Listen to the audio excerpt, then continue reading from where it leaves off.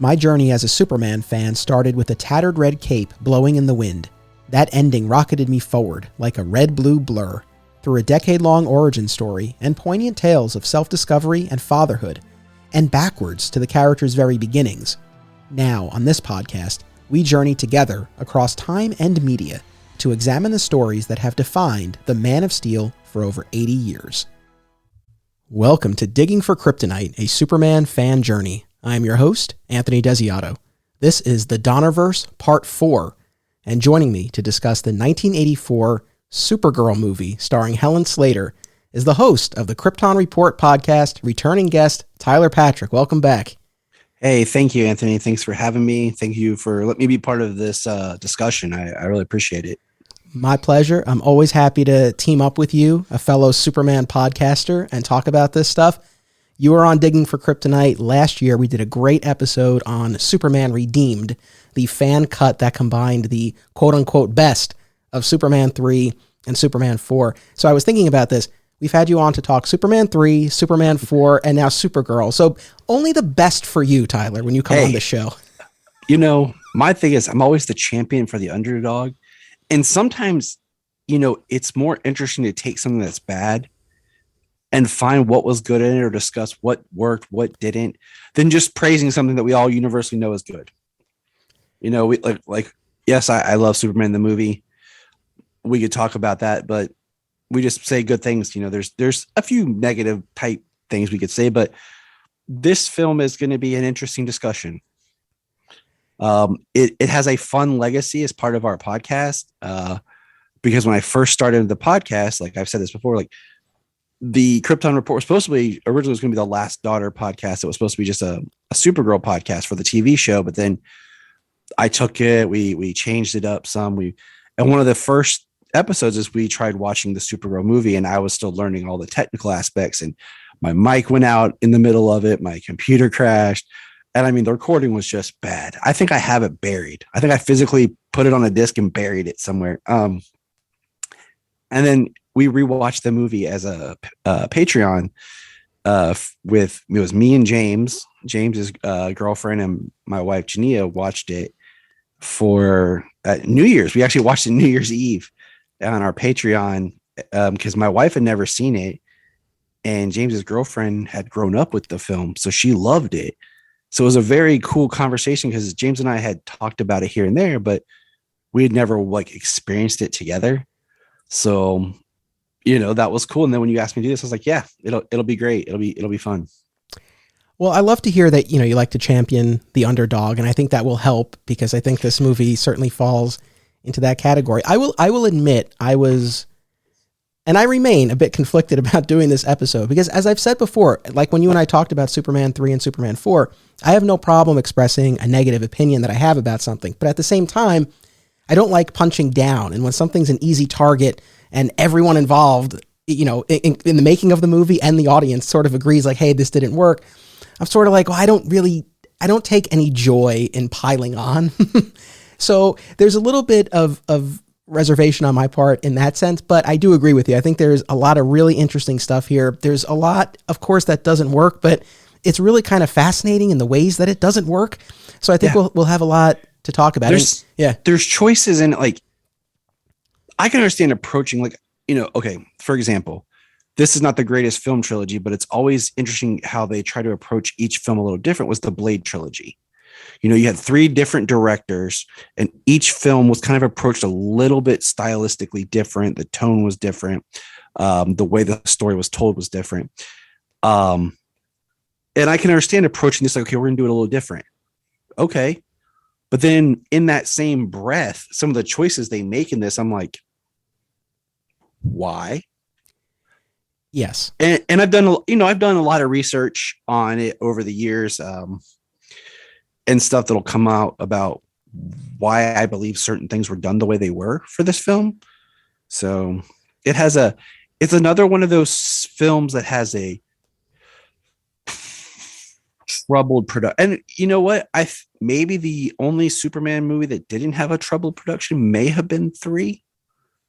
Because I feel like when I think about the history of every film, I feel like I don't hear that much problems that happened with Superman 3 behind the scenes. Yeah, I get what you're saying. I think there might be something to that. Well, it's funny. So I'm thinking about that now. Anybody listening, message us. Yeah, let us know. But, I know, again, like you just explained, you had revisited the movie fairly recently. I had not watched this movie in decades. As best as I can recall, I watched this maybe once as a kid.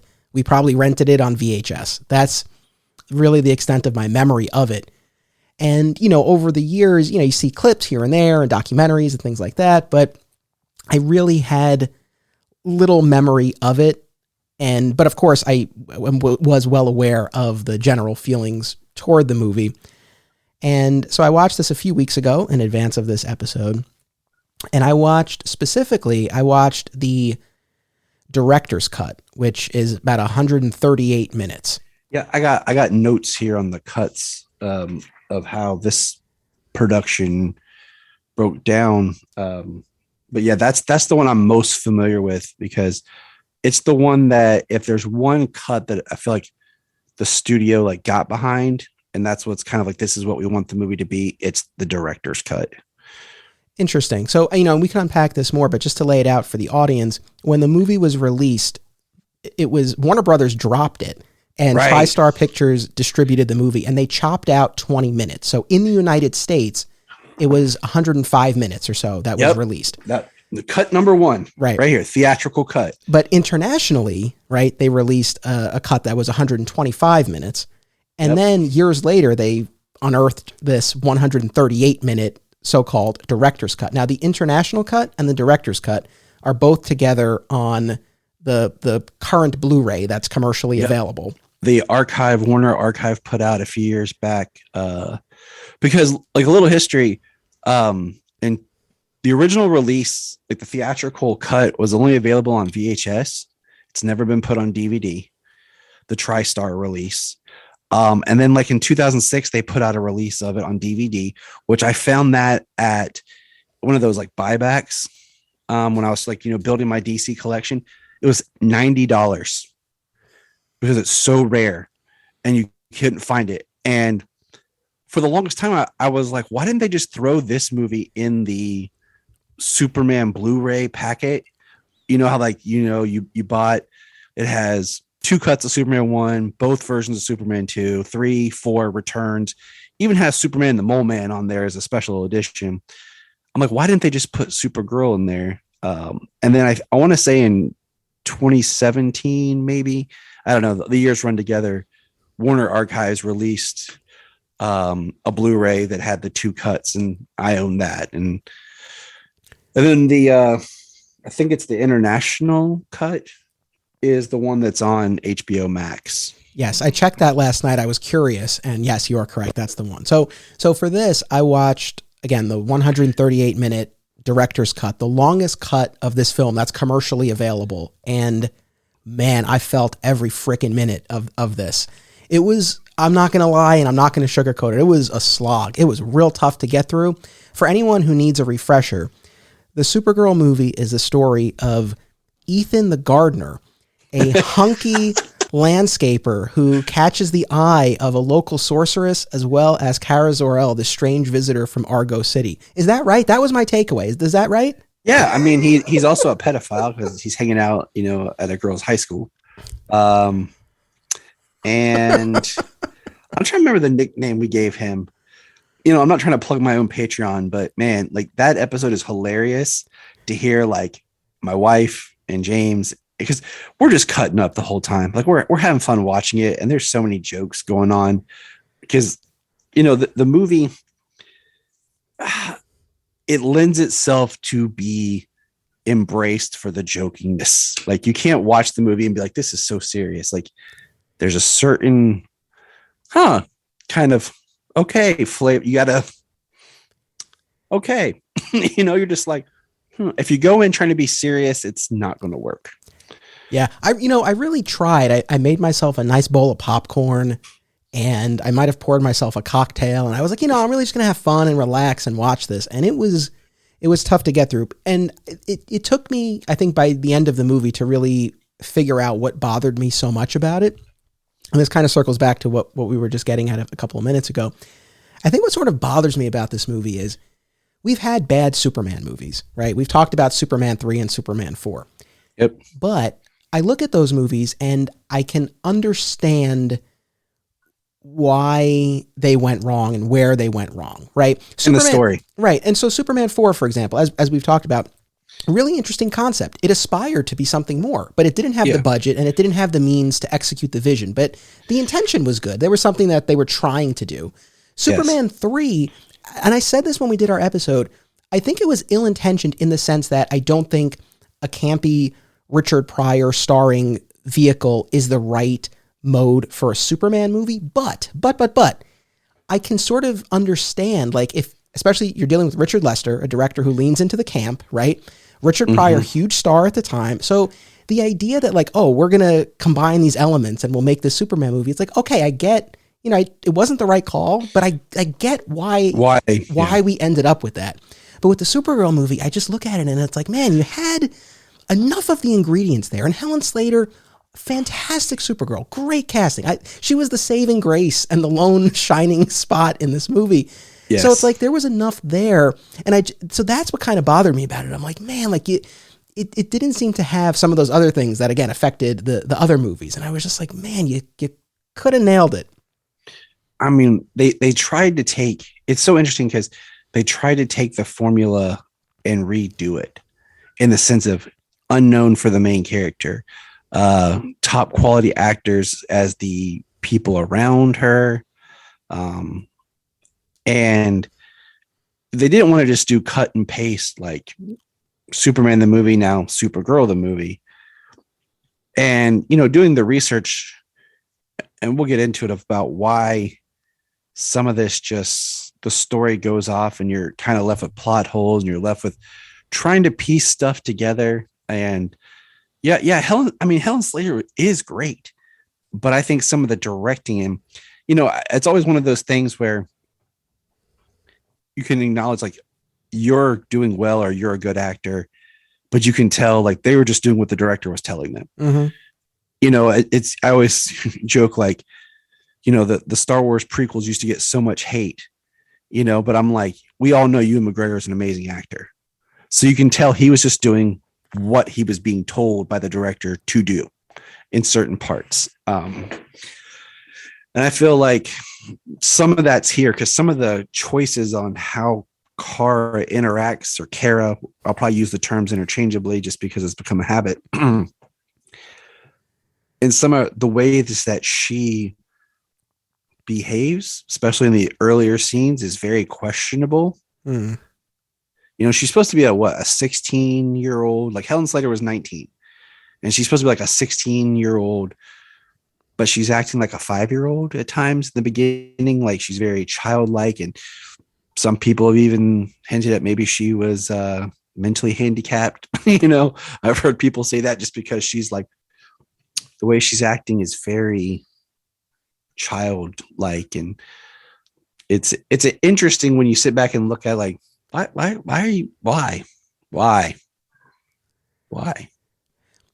Yeah, again, there's a lot that's kind of baffling about this, but I want to just jump back for a second because you mentioned the fact that this movie is not included on the Superman motion picture anthology DVD or Blu-ray set, right? Which includes the 4 Christopher Reeve Superman movies, along with the Donner cut and the special edition of the first Superman movie and Superman Returns. But it does omit the Supergirl movie. And so that sort of lends itself to one of the other reservations I had about doing this episode, and specifically doing it as part of this Donnerverse event, because I guess now this sort of begs the question, what exactly is the Donnerverse? Because on the one hand, you could say, well, any movies that exist within the universe he created, and that would include Supergirl and Superman 3 and Superman 4. Alternatively, and more, with the exception of this episode, more so the way I've been thinking of the Donnerverse is the direct work and direct influence of Donner. So, of course, it's the first 2 movies, and specifically the Donner cut of Superman 2 and Superman Returns, which was very much intended to emulate what Donner had done. Whereas you look at Supergirl, you look at 3, you look at 4, you know, yes, it's still Christopher Reeve. Yes, it's still the same general style. It's still utilizing the John Williams score, but those were really kind of often doing their own thing. So there was a little bit of internal debate as the podcast host where I'm like, do I count this or not? But I guess let me throw it to you. I mean, where do you sort of view the Supergirl movie in the context of this Donnerverse discussion? My thing is, I look at it like, yeah, it's kind of the Donnerverse. You could use the Donnerverse, but it's another one of those, the Salkind verse or the Christopher Reeve era, like, other terminology, because, when you look at the history of Superman the movie, when Richard Donner came in, he put his foot down and took control of the verisimilitude. That's a big thing that people use when you talk about that is, seeking the realism in this. And he set the stage. And now, you can say whatever you want, but like he got it started. He's so involved in the first film, that's his film. And then, like you guys had said before on your previous episode, you can see his work in the second one, and it's kind of like in the same vein as like the Batman anthology, where you have Batman Returns, Batman Forever, Batman Robin, where if you go from Batman to Batman and Robin, you're lost, but you're kind of going down this journey where you have connective tissue that keeps those films together. And, with Supergirl, DC did it first, Marvel, maybe not to a success, but they have, a film that spawns trying to do their own universe. Mark McClure shows up as Jimmy Olsen in Supergirl, and we have the Christopher Reeve poster, but we'll get into all that later. So part of it, I feel like it's part of that era because they were trying something with it. It's kind of like the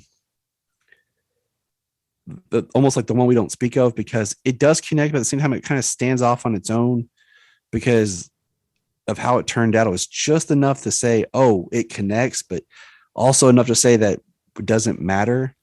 My first experience with the film was my cousin was watching it, I think, on TV, and all I remembered was just seeing Supergirl fly.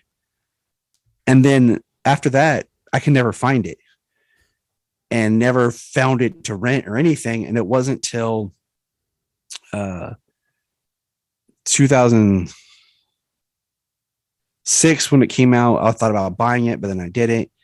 And then when the Supergirl TV show was coming out, I was like, I need to watch that movie. I was like, I need to find it. And I think I've only watched the movie ever like 3 times total. But yeah, I mean, I count it because it was in that idea, especially when you look at the original plan, what they were going to do with this character and where it was going to go compared to what eventually happens. Kind of like with Superman, 4 and 3, like we have an idea, but then what we actually get from that is completely off base from where it started. Yeah, no, for sure. And again, not I'll take a step back and I won't split hairs. I mean, yes, I do agree. Ultimately, the 4 Christopher Reeve films, Supergirl and Superman Returns, I mean, they all exist within the same cinematic universe. And I do think, regardless of how we define the Donnerverse itself specifically, I do think it was an oversight or the wrong move to omit it from that motion picture anthology. And I can't stand here and defend really the merits or the quality of the film, but it does still exist within that world. I think that should have, and like to your point, you look at all the supplemental material that they included in that Super Pup. So, yeah, I mean, I think the Supergirl movie should have been in there. I think that was a slight towards the movie. That was really unwarranted. I think that should have been in. I mean, look, 3 and 4 are in there, so it's like, come on. Yeah, I mean, it's like, why not put it in there? Because it's just helping your brand. It's helping build, and it's one of those things that there are people who can look back on this who loved it as a child, who saw it, but then have just never been able to re-experience that because they can't find it. Like it was rare. It's still pretty much the rarest of any of these super film series. And yeah, it's a slight to it that it should have just been included in that set. I shouldn't have had to wait for Warner Archives to put out something. I should have just had it. Yeah. Now, one thing that I had sent you in advance of this is I got it pulled up right here. A treatment written by producer Ilya Salkind for Superman 3. Obviously, they ended up going in a different direction, but it's interesting to talk about because his treatment for Superman 3, this unused treatment, featured Brainiac and notably Supergirl. Yeah. And the premise, I don't know. Well, before I lay it all, what was your impression of it? Well, when I started reading, I was like, cool. What the heck? Why? What? Because the whole like, and I guess that there is credence to this in the comics, but it just doesn't play of like, hey, I'm the last girl of Krypton. You're the last man. Sure, we're cousins, but let's get together. Well, so the premise, so just for anyone who's not familiar with this, because I was not. I mean, I guess I knew, generally speaking, right, that there had been this idea of using Brainiac and Supergirl, but I never knew the specifics of it. So the treatment that the producer wrote lays out this story where effectively Brainiac finds Supergirl's ship. And it's sort of a twisted mirror image of the Kents finding baby Kal-El. So he raises Supergirl and falls in love with her. So there's that very weird and twisted dynamic there. And then eventually she crosses paths with Superman and they embark on a romance. Now the treatment does make it clear that they're not cousins, that they're not related.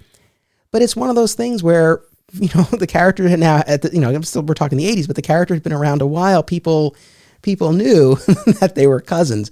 So there's that. It's one of those you would just bring into it with you. Yes. Without, even though they would try to say it and then be like, oh no, we're not cousins. You're still in the back of your mind like you're cousins. Yeah, there's a lot of baggage there that I think would be exceedingly difficult for the audience to sort of divorce themselves from. And then there was this whole time travel element where they ended up in medieval times. It was That's when I got to the what? Why? Because they brought in Mixus Pitalik and I'm like, no. Like, if you would have kept it, I think it would have been really interesting with the idea that like this twisted version of the Kents with Superman, you have Brainiac writing Supergirl, you keep her as his cousin. And now the one person he finds from his family who's still alive is evil and is his enemy, and you have this huge kind of battle. I mean, that would have been interesting because the whole point was to have her in Superman 3 to build up to then do her own film.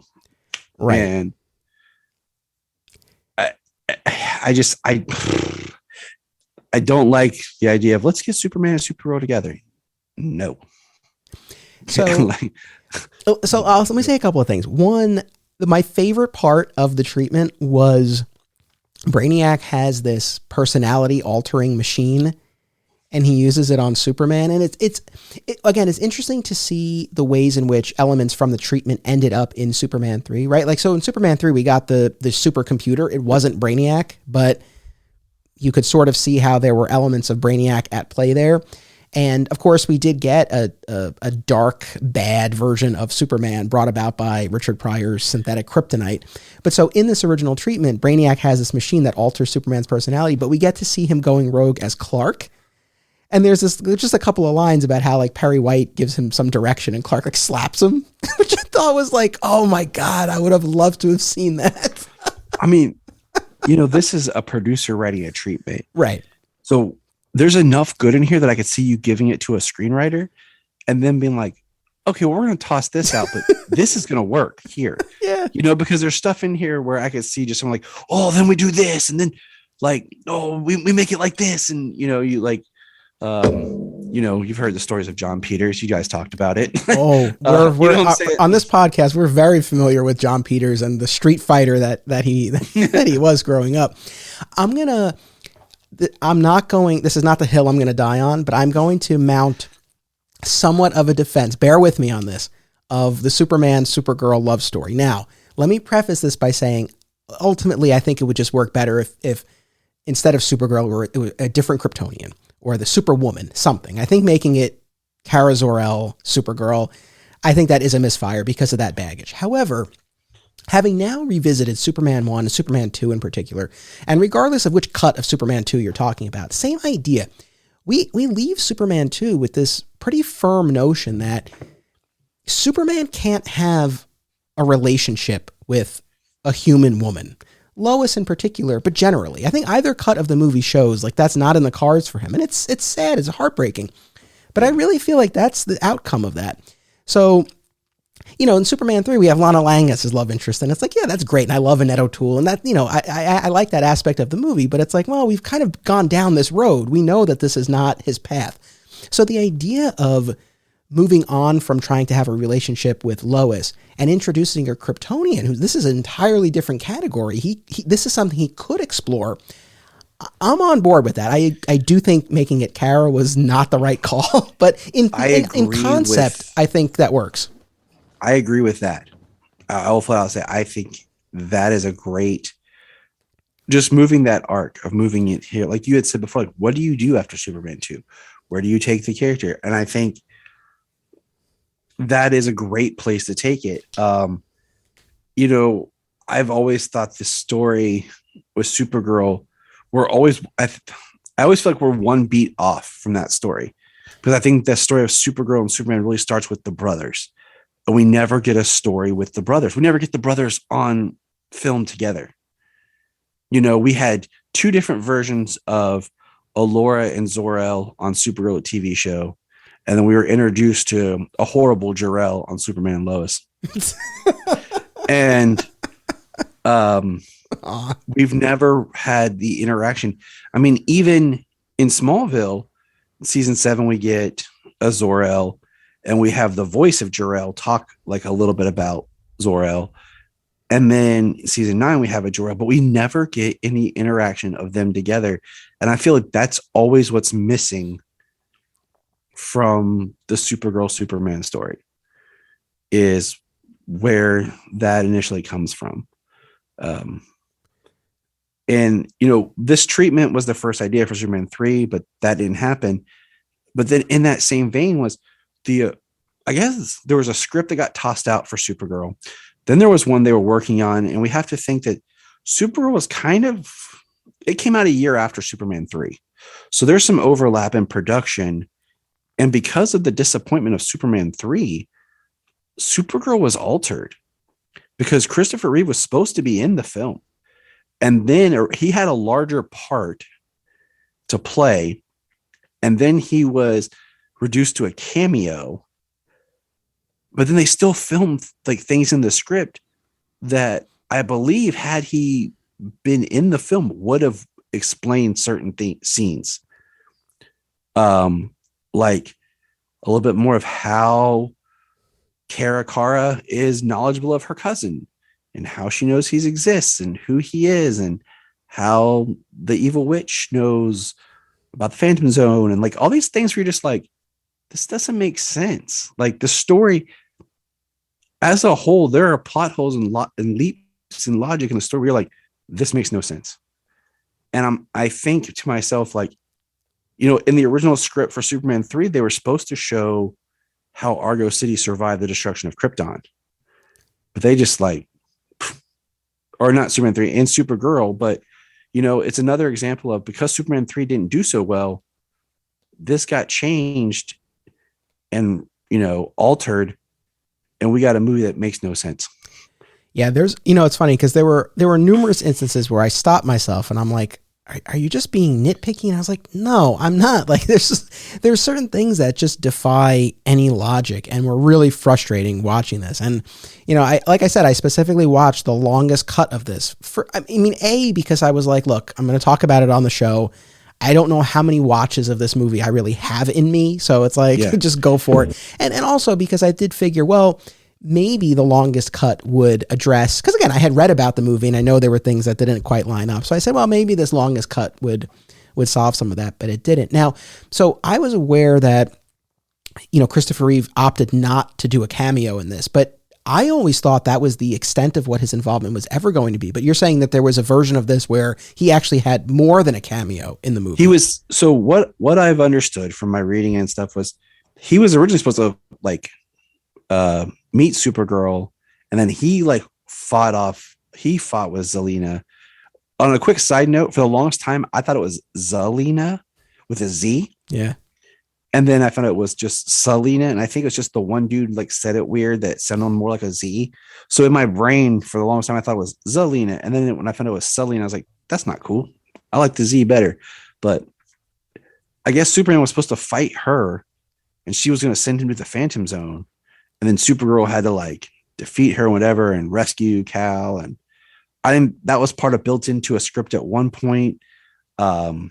And then just because of, like I said, the fallout of Superman 3, Chris didn't want to do as much. And then he eventually was just like, I'm just washing my hands completely of this and walking away. Like, all right, that obviously would have changed the movie in a larger way. Let's say he just did a cameo, and you posted not too long ago a fan edit where someone digitally inserted. The man check out his stuff. He's done an interview with Sam Rizzo on the Superboy Legacy podcast where he's restoring Superman 4, and he's doing a whole, like, it's just a lot of great stuff. But yeah, he lined up some footage of Kara and Chris together that is just amazing. I can't praise his work enough of just how it looks right. It was very impressive. I mean, it was cool to see in and of itself. Even if it had been rougher, it still would have been cool to see, but it looked really, really slick. I guess my question is, like, if he had done the cameo and it was something along the lines of what we saw in that fan edit, how much, but assuming the rest of the movie were largely the same, like, how much would it elevate? It would elevate the movie to some extent, but how much for you? I would say it would have elevated, and you would have had him show up at the end. Because there is, in the story, there is a line of dialogue that is complete BS, but you hear on the radio that Superman's off Earth at another planet, like so many light years away on a peacekeeping mission. Well, okay, so now Superman's going to other planets. Like, when did that happen? But if that's how you explain his absence in the film, I think having him come at the end and really having a moment of them two kind of bonding and kind of this idea of, oh, so maybe now if we have another Supergirl movie or another Superman movie, we'll have interactions with them. And it would have been like, it would have elevated just like, oh man, like there is Superman and there is Supergirl together compared to, because either you have the cameo at the beginning, but I think with the way this film was, having the cameo at the end would just work better. But at the same time, the story is so weird. Can we just get into like this? Okay. We were talking about how they want to do this film differently. This film is, what's the word I'm searching for? Is framed as a fairy tale where Superman, the movie, is supposed to be this sci-fi action type, Superman 1 is a biblical epic. That's on record. That's the kind of the inspiration is this very, 10 Commandments, Cecil B. DeMille, Ben-Hur, epic. Supergirl, the film, was designed to be more of like a fairy tale from the way that it's presented with, more fantastical things, the villain being a witch, and that plays into the tone of the whimsicalness of this film. I'm surprised in a way that, I'd like to see more about, like we're talking about the production, because why not have Richard Lester do this movie? Right. And this, I don't think we've even said it yet, but this movie was directed, and I apologize if I butcher the pronunciation, but Jeannot Schwark, who would go on to direct on Smallville. Yes. That's how I've heard the name pronounced. So that's how I would say it. Jeannot, directed Jaws 2. That's the first time I ever heard his name. He also directed Somewhere in Time, which had Chris in it. I knew he directed after this one for the Salkind Santa Claus, the movie. And then, of course, he went on to direct many episodes of Smallville. So, including one of the notorious season 4 episodes with Lana as the witch when Lois and Chloe become witches as well. Yeah. Got a thing for witches there, I think so. I don't know. This is a tangent, but that episode of Smallville is so weird and out there and rough, but the commentary is great. The commentary redeems that whole episode. So for anyone who hasn't, if you're a Smallville fan, if you haven't listened or watched that episode with commentary, it's worth it. It might turn you around on that episode. It is so weird, but it's also just like it's one of those episodes where I'm like, Tom had a good time filming this. Right here. I think so. He was on set like, this is a good day. Good day of work, people. Pack it up. But when you look at Supergirl, the movie, you think fantasy fairy tale. It helps in certain aspects because the logic is not always there. I mean, first of all, from the beginning of it, we find out she's in Argo City, but Argo City looks like a hippie commune. Right. Visually, it does not line up with the Krypton that we saw in Superman the movie. The visual language is not there. And, she's playing with their power source, the Omega Hedron, and she's playing with this thing. And it's like, why would you be playing with the power source? It's this ball thing. And fun fact is the Omega Hedron is actually later used in Supergirl, the TV series. They call back to it and have a thing with it. Oh, do they? I don't remember that. What season was that? Do you remember? I want to say it's 3 or 4. Oh, I don't remember that. And at some point in this episode, I'm sure we'll touch on our larger Supergirl fan journeys. I mean, for me, the Supergirl show on the CW definitely looms very large. Although I will be honest, I gave up a couple of episodes into season 6, so I've never watched the full final season. The final season, like even with like the COVID and all the stuff they had to work with, it just, to me, it just fell blah. Like they wasted time when they should have been wrapping up character arcs, and they should have been alleviating characters. Like you should have been, okay, this character's done. Like, let's get him out of here. And it should have gotten back down to where at the end it was Kara. Right. It should have been like Kara on her own. And then it ends like, I don't know. There's this weird thing where I want a series finale to feel like a series finale and not a season finale, especially when you're planning for it. Like this is the last season. You're writing for it. You're planning for it. And that is not how I feel with the end of Supergirl. It did not feel like a series finale. It just felt like, okay, when's the next season? I hear you. While I didn't watch it, I did read about it, and I actually did watch the final scene, so I know how how the very end plays out.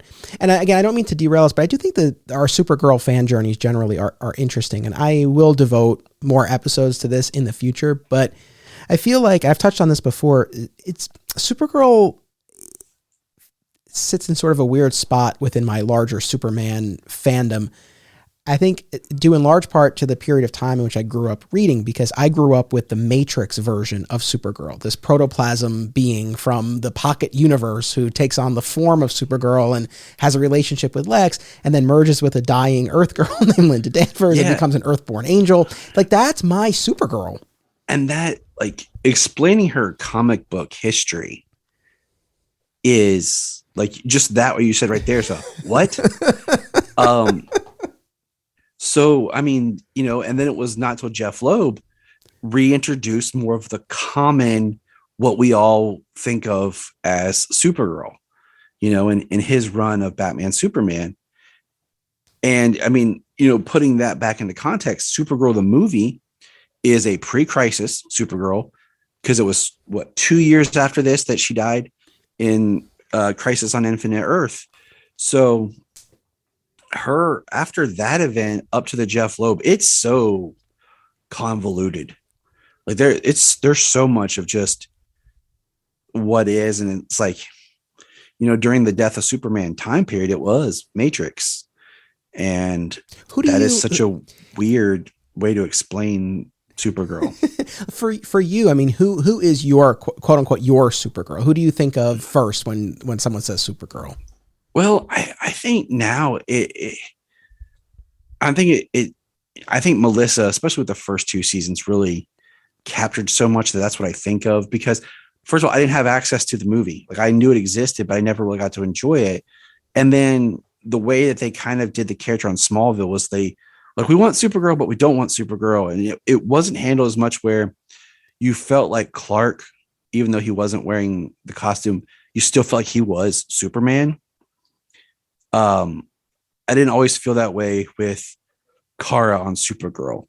So, or I mean, Kara on Smallville when she was Supergirl, like she didn't always feel exactly like Supergirl. So I think when I hear Supergirl, I think of Melissa, you know, even though the latter season started to tank some on the show. But it's weird because, you know, even I think of the animated series where she was technically Kara in Z, where she was more like Daxamite than Kryptonian. And he just called her cousin because she was from a sister planet. And he was like kind of just taking her under his wing. Was like, you'll be my cousin, you know? So that was interesting. It's like they wanted to do the Kara story and make it clean, but she was not alive in the comics. So they created this NZ version. So yeah, it all gets really wrapped up and weird because, you know, like you've addressed with Superman, the movie being a very pre-crisis era. And that's sometimes the hardest thing about that is all the other Superman, like media, I guess we could say, you know, TV, whatever, that we're most familiar with is all post-crisis. So there's commonalities in that version compared to, you know, not as many fans are going to go back and watch the George Reeves show. And even when you do, that's in black and white and you're like golden age or that's that, you know, that time. But with the Chris stuff, it kind of gets muddled to where you're like, even though it's like the 70s, you still kind of pull it into your thinking of the character now when it's really not. And I think that's how Supergirl works too, is this is a different version. I mean, I've read the comic with the first appearance of Supergirl. It's weird just because she shows up like, hey, I'm your cousin. All right, cool. I'm going to drop you off over here. You can be Linda Lee. Bye. I know. And you're just like, wow, you got family, bro. And you're just going to drop her. Okay.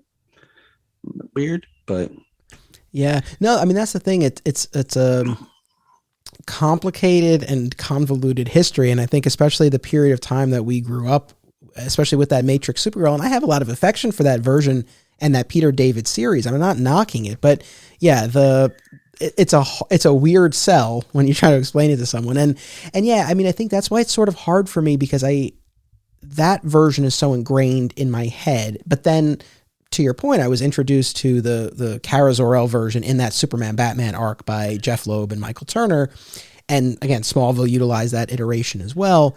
And I will say what was most compelling about those tellings, and you see that play out in the Supergirl TV show as well, is this idea that she has memories of a life on Krypton, whereas Clark doesn't. So that's one clear line of demarcation between them.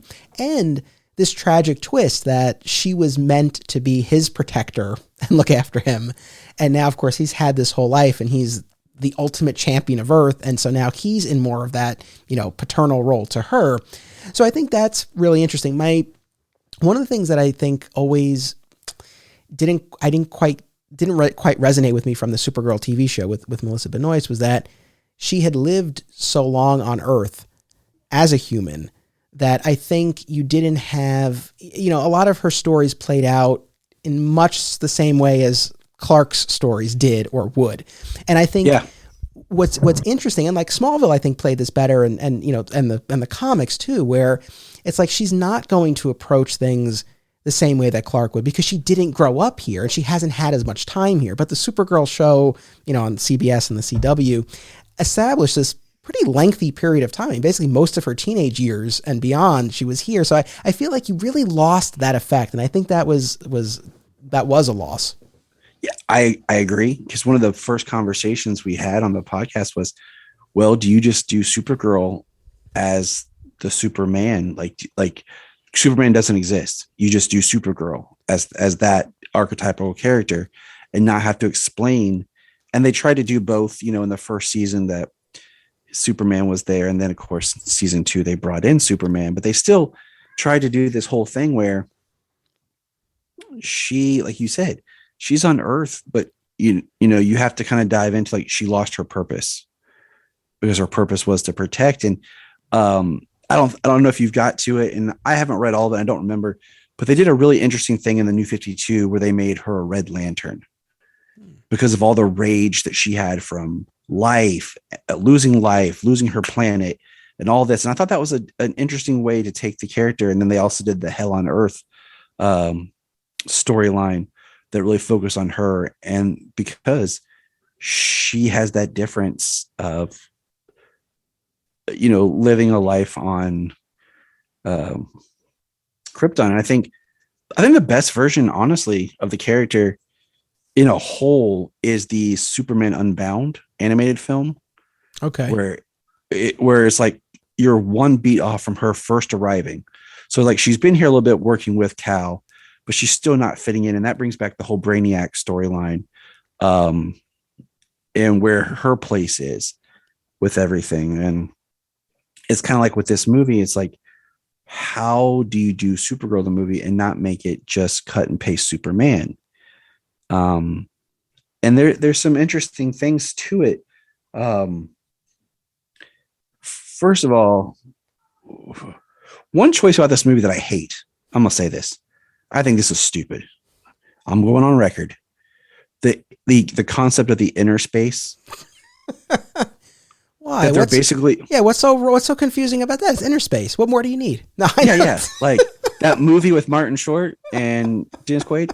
What's funny about this though, and I don't mean to cut you off, but it's just like, watching it where it's like, they don't explain what inner space is. They don't explain how Argo City survived. They don't explain, like you said, how they know about Earth or Superman on Earth or Clark Kent, which we'll get into even more. They don't explain any of this, and all you really get is that they're in inner space. And you have to imagine that between the producers and the screenwriters and the directors, someone was really pleased with themselves. They were like, well, we'll just say it's inner space. Hey, they're not out in space. They're here inside. And they were like, oh, and that's all you get. It's kind of hilarious. Perfect, dude. Like, love it. Basically they're like shrunk down, and the original was the idea that they're living in a raindrop on a leaf by a lake was the idea. Like they're shrunk down, and I'm like, why? And like you said, like Kara has this knowledge, like, oh, Earth, that's where my cousin lives, right? Like, I'm gonna go see my cousin. And you're just like, that doesn't make sense. And then one of my favorite things, and I don't, as a filmmaker yourself, if you pay attention, when Kara takes the really weird ship that makes no sense why she's going after the Megahedron, because none of this makes sense. And she almost gets from the inner space, she's in the lake. So we know she's in a water droplet. It comes up, and then all of a sudden it opens. She has the costume all of a sudden, and she comes out of the lake. That out of the lake is actually a cardboard cutout of her because they didn't have the budget to film her actually coming out of water. So it's, if you watch it really fast, you can see it does not look right of her popping out of the water. And then it quickly cuts to actually being Helent Slater flying. And, that whole inner space concept, and it's one of those pseudoscience terms like now, like it's quantum mechanics. It's, we're throwing out tachyon particles tapped on top of the quantum generator, and we're just going to go back in time. It's just one of those scientific things we just throw out there, sound like we're smarter than we are, and just hope that people don't think about it. Yes. Well, we did think about it, and we're talking about it, and we're going to take a really quick commercial break, and then we're going to keep talking about it. So we'll be right back. Acme Comics is a locally owned and operated full-service comic book store in Greensboro, North Carolina, for people of all ages and walks of life. Since 1983, this 9-time Eisner Award nominee uses their collective knowledge and resources to connect you with the best material available. They pride themselves on their significant contemporary and vintage back issue selection. Mail order subscriptions to new releases are available, and all offerings are available to anyone, anywhere via mail order. Follow Acme on social media and eBay, listen to the Acme Cast on all podcast services, and visit acmecomics.com for much more. Film lovers and filmmakers should check out this family of film festivals: Brightside Tavern in Jersey City, Hang On to Your Shorts in Asbury Park, Point Lookout on Long Island, and In the Cut in Bloomfield, New Jersey. I am an alum of these festivals, and I found them to be very enjoyable and well-run events. Submission information for filmmakers, as well as details about the festivals generally, can be found at filmfreeway.com. Follow the festivals on social media for news and updates about events, discounts, ticketing information, and more. Also, be sure to listen to the Hang On to Your Shorts and Cullen on Film podcasts, available via a shared universe network. A great friend of this show is one of our regular guests, Justin DeVoe. In recent years, Justin has embarked on a truly remarkable fitness journey, which you can see for yourself on Instagram at RealLifeLobo. And if you're looking for guidance in starting or continuing your own fitness journey, check out at Iron and Honor on Instagram. Flat Squirrel Productions is an affiliate of BCW Supplies. The next time you need to restock on comic book bags, boards, boxes, and more, be sure to use promo code FSP for Flat Squirrel Productions to save 10% on your order. Again, that's promo code FSP. It helps support the show too. Thanks. And we're back. So yeah, going back to Argo City and just the setup of this movie. Yes, it is baffling how, again, none of it is explained as far as how Argo City survived or how they know about Earth or Superman. The thing that I think was really weird to me was, and I don't know if I should fault them or credit them, because I'm saying to myself, why did they even bother with this? They could have reused footage from Superman the movie of Krypton exploding, and then you just kind of like cut to the side and you have another ship that's leaving. And that could have been our setup. And then you could have just had Zor-El sort of speaking to her in the rocket. And that could have given us everything we needed. It was just like you introduced they introduced her parents, Zor-El and Allura. Mia Farrow played Allura. Who was the actor who played Zor-El? Zor-El. Nobody cares. Okay. It was almost like a throwaway person, I swear. Because I looked it up. They're like, this guy. Because we got Peter O'Toole to be Zoltar. Right. So, we introduce her parents and these other Kryptonians and this community that survived. And like we said, very, very divorced from the Krypton and the Kryptonians that we had seen previously. And yeah, I mean, it's just so odd to me because it invites all of these questions. And I agree with you that it certainly does have the hallmarks of more of a fairy tale. Now that, for people who know my feelings towards all of this, that does not work for me. I don't generally love the more magic centric or supernatural tinged stories dealing with Superman or related characters. So, right off the bat, that doesn't totally fly for me, but had it been executed better, I think I would have been responsive toward it. I mean, the idea of reusing footage of Krypton exploding, and like, even if you had just done like a part of the planet blowing up and like flying off to the side, like this chunk survived, or you partner with one, you're reusing footage, so you're saving money, you're connective tissue. And why not make Peter O'Toole Zor-El? Right. Yeah. Let's not make him Zor-El. What, and he's Marlon Brando's brother. Okay, I can buy that, compared to hippie number 4 over here. It just, like, that's what I was saying about choices, where they're like, hey, we did this, let's do something completely different over here. And you're not even trying to make it work in somewhere. Yeah, you're doing something different, but it feels like it's part of this. Like, this is the same extension, these, people. And since we get no setup of, even if it had just been a ship floating, and like the idea that these were people like on a scout ship or something that survived the explosion, or something, we have no history about really Argo in general. And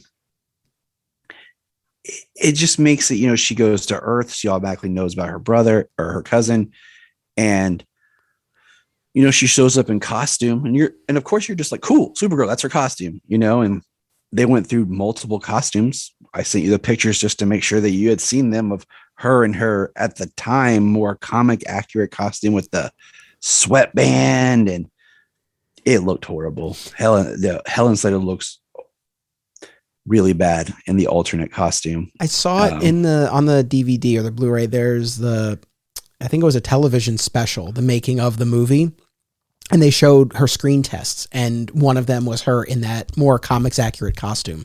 So it's cool. I mean, like, it's cool to see, especially if you're a comic book fan, because she looks just like Supergirl of the comics from the 80s. Right. But yes, I'm glad that they did not go with that for the actual movie. I mean, the costume they settled on for her in the movie is awesome. It looks great. And I want to show you these. I know we're not on the video, we're not video, but I actually, if you can see these. Oh yeah.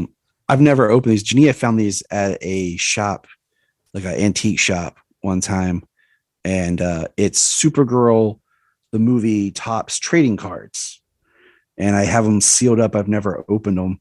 But I just thought I'd show you that, because that's something kind of neat that I have, merchandise wise from the Supergirl movie. And what's funny is also, like, every poster for Supergirl, the movie, looks weird. Yeah. Like Helent Slater, just like her face or something just looks off. Like it's such a mismanaged production. There's only one thing about it I will give it a lot of praise for. The music.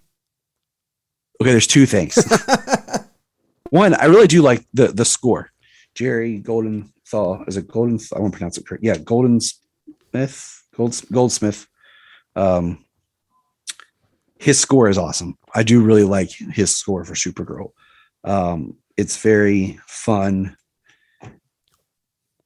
But the Phantom Zone, when they go to the Phantom Zone, and the fact that, like, they tried to show us in this film what inside the Phantom Zone looks like, I'll give them mad props for that.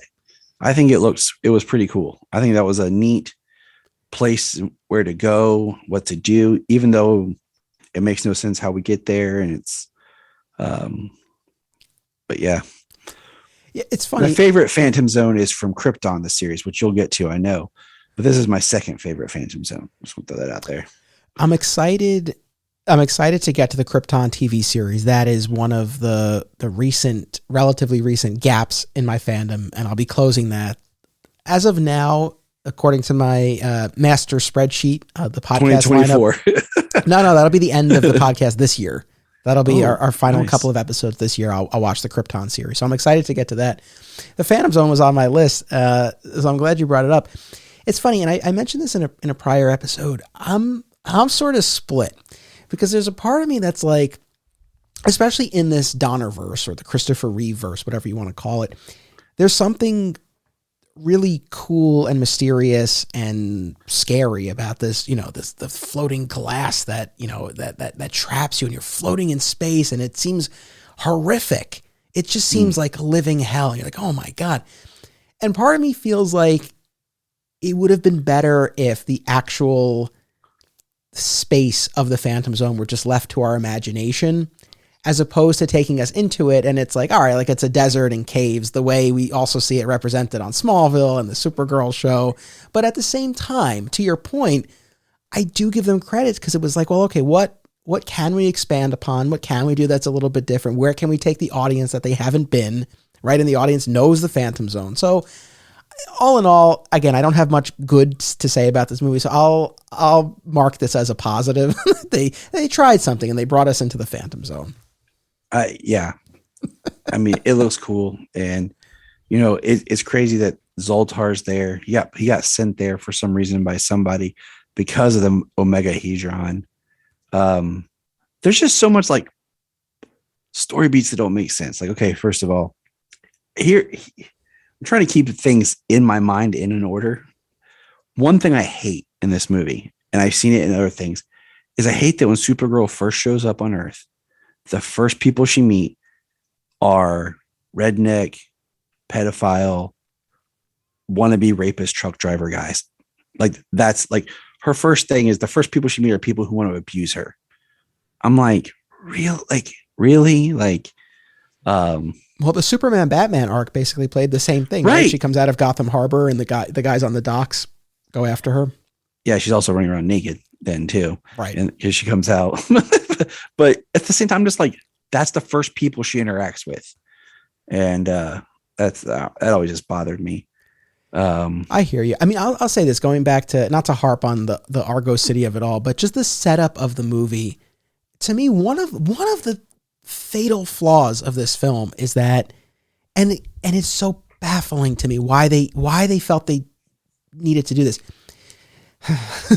They create this sense of urgency. They put a ticking clock on her need to find the Omega Hedron, the source of, or one of the sources of power of Argo City, right? They got to get this back. Otherwise, the city and its inhabitants will die. This is urgent. She cannot delay. Yet the first thing she does, or one of the first things she does, is enrolls at an all-girls school and adopts a human identity. And it just totally undermines the urgency that they have established. And the thing that just irks me so much, and I don't mean to get so worked up about this, but it was just like, why? Like, if they if the setup for this movie had just been, and again, you could have gone in any number of directions, but if it had just been, we want to send you to Earth to experience Earth culture. Okay. Or if she needed to find the Omega Hedron, but it was more like a backup power source or something like that. And it was like, well, we kind of need this back sooner rather than later, but, you know, take your time, experience Earth. But it just felt like, why? Or she just snuck out. Yeah. Like she snuck out like a teenager to go to Earth because she learns about her cousins on Earth. She wants to go and find her cousin, you know, and gets caught up in hijinks, you know. Yeah, but that was one of the biggest things that just really, really bugged me. I mean, yeah, there's so many choices of why did you do, like, she goes to this school. Okay. What's other? Did you know that one of Supergirl's powers is she can walk behind a tree and change her hair color and her clothes? Yeah, apparently. That was my favorite. Like, oh, now she's a brunette in an outfit and gives herself a name. And she, you know, knows about Clark Kent to be her person that enrolled her in Midvale. That was the bridge too far. You know, it's one thing that they know about, or also just, you know, one other thing just from the outset, she gets to Earth very easily, it seems. Right? Because she's on Earth in water in the lake. Right. So she just left and like expanded, you know, and came out of the inner space and grew to being in space. Gotcha. Okay. You know, and came out of the lake where they were living. I mean, like I said, it's just one of those, like, yeah, you've overcomplicated something that should be a very simple story. Yes, that's the thing. You've left more confusion to the audience, even the audience like us, who should be able to, like, headcanon, piece this together, shortcut. We understand it, you know, and here we are like, what is this? Like, I don't get it. Like, I'm trying to make logic of this story. But even for a story about aliens who look like us, who come here and have powers, this makes no sense. Well, it's funny too, because, right, like we talked about the ways in which Supergirl, when stories are well told, right, can really stand apart from Superman and really have a compelling backstory and motivation. And so, again, this idea that she's meant to care for someone who is now going to care for her, very compelling. The fact that, just like Kal-El, her world is gone, but she remembers it. And she doesn't have this upbringing with the lovely Kents, right, who made her love Earth. And none of that is present here. And so it's this weird thing where, like, again, they initially set up this sense of urgency and she has to protect her people, but the people are still there. You know, it's not like this begins with Argo City getting destroyed. It's just, it robs this movie very oddly robbed the character of most of the things that I think make her compelling. Even, and once again, trying to put myself back into that pre-crisis Supergirl. Like, who was she? What was she? What was her stories like? And I haven't read that many of those. So it's very hard to try to, like, think, much like, you know, you've talked about how you've reframed your visual understanding of the Clark Kent Superman dynamic in these films. Trying to do the same thing with Supergirl is difficult because we don't have as much reference material. Like, I haven't read as many comics and stuff of it.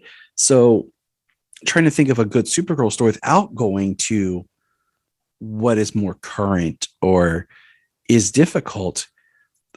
And, you know, it's like they wanted, like we were talking about, does it connect to this universe and everything? Well, I mean, we have, when she's in school, who does she meet but Lois Lane's sister? Now, something I learned recently was originally Demi Moore was cast to be Lucy, but she dropped out to do something else. Oh, really? Yeah, and I was like, oh, I did not know that, but that's cool. What did you think of the casting? Because I felt like she really felt like she could have been Margot Kidder's sister? Yeah. Yeah. It's one of those things like, do you make her just like Lois or do you make her completely different than Lois? Mm-hmm. And that's a discussion we've been having about with Superman and Lois, where we got a newer version of the same Lucy Lane that we had experienced before. But yeah, I mean, her brassness and like she's playing all these sports and she's involved and she, grabs Kara and takes her under her wing. And it's just weird because it feels like these are all like mini movies almost like, oh, this section's a movie or a story. This Argo City's a story. This Supergirl stuff is a story. Like, but you're trying to piece it all together. And, I learned that the town that they visit, that has the great Popeyes chicken that we haven't got to yet. The amazing product placement. And not only is it product placement, but how many still pictures do you see of Supergirl, the movie, where she's in front of Popeye's chicken?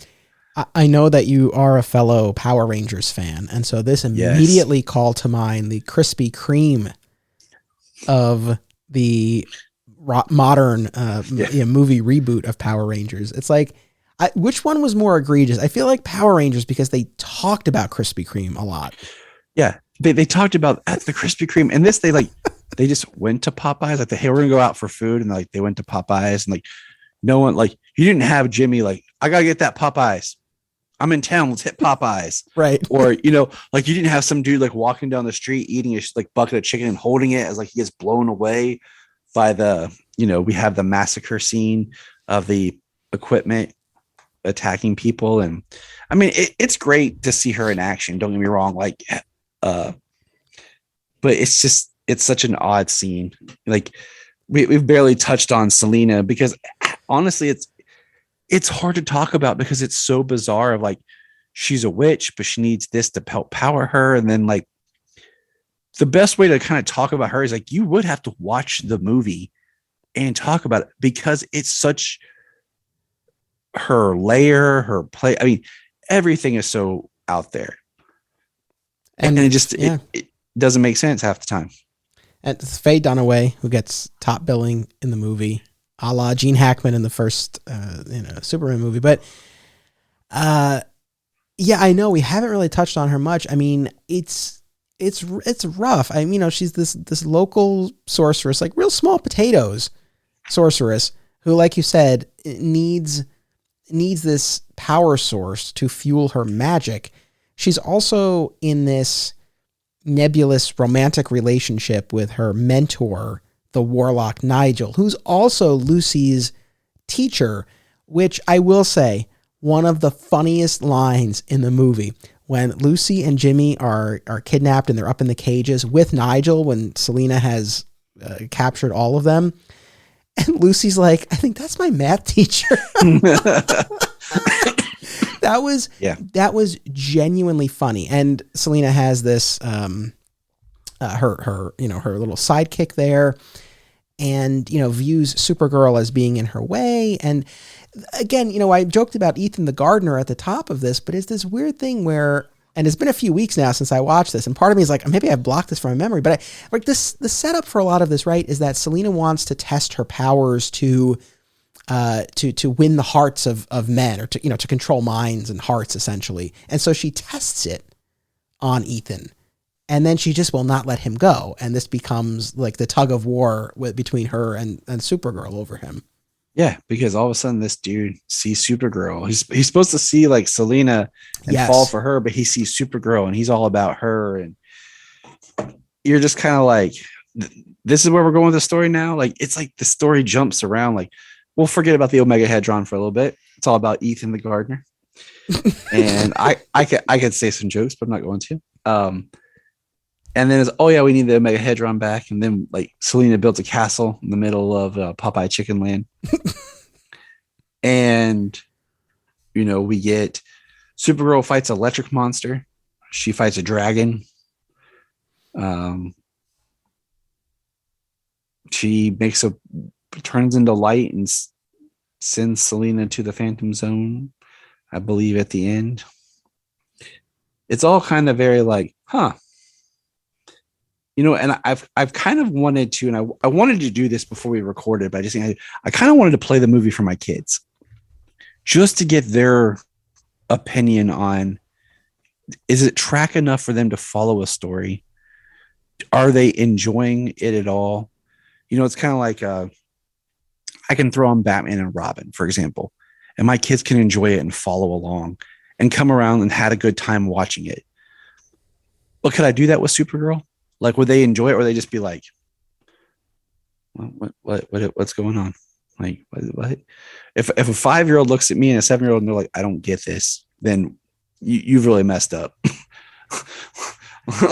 Yeah. I mean, if you ever do conduct that experiment, please feel free to share the results. I would be curious. I mean, yeah, I could understand why Batman and Robin would work, especially for a young audience. I mean, it's funny. And on Digging for Justice, my upcoming Patreon companion show on the DC movies, I will get to those Batman movies, and I'll reflect on this more when I get there. But Batman and Robin came out, was it 97? Yep. So year of the weird comic book movies: Spawn, Batman and Robin, Steel, baby, and I think wasn't there one more? I feel like there was one more, but yeah, I always think of those: Spawn, Batman, Robin, and Steel.